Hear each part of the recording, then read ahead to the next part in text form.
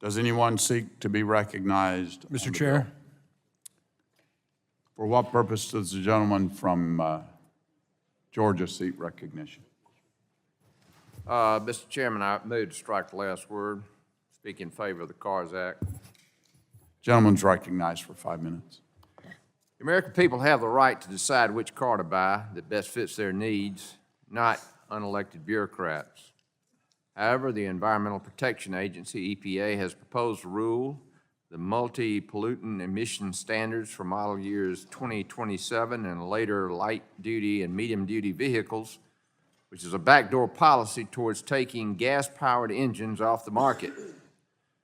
There's also consensus in the automobile industry that the EPA's tailpipe emissions rule is nothing more than a mandate for electric vehicles. According to the Congressional Budget Office, projections that electric vehicles will only account for 30 to 56% of new car sales by 2032. Even with the massive incentives for electric vehicles included in Biden's so-called Inflation Reduction Act, this falls well short of EPA's goal of 2/3 of new car sales being electric vehicles. In looking at the current electric vehicle market, electric vehicles only account for 4.5% of new vehicle sales. I would also like to note that during the Environmental Subcommittee markup 2 weeks ago, I mentioned that electric vehicles are not a new phenomenon, but have been around for nearly 200 years. So again, why is there this rush now to incentivize and speed up the production of vehicles that are not popular among consumers? According to a recent Gallup poll, 41% of Americans unequivocally would not buy an electric vehicle.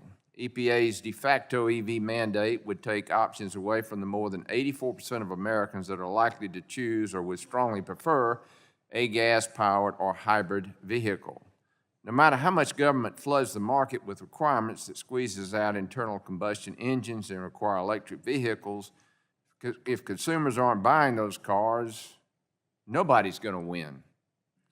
That is why I'm supporting the CARS Act authored by my colleague, Congressman Walberg. This bill stops EPA's current light and medium-duty vehicle regulation and instead allows consumers and the market to determine the cars and engine technology they want available, not the federal government.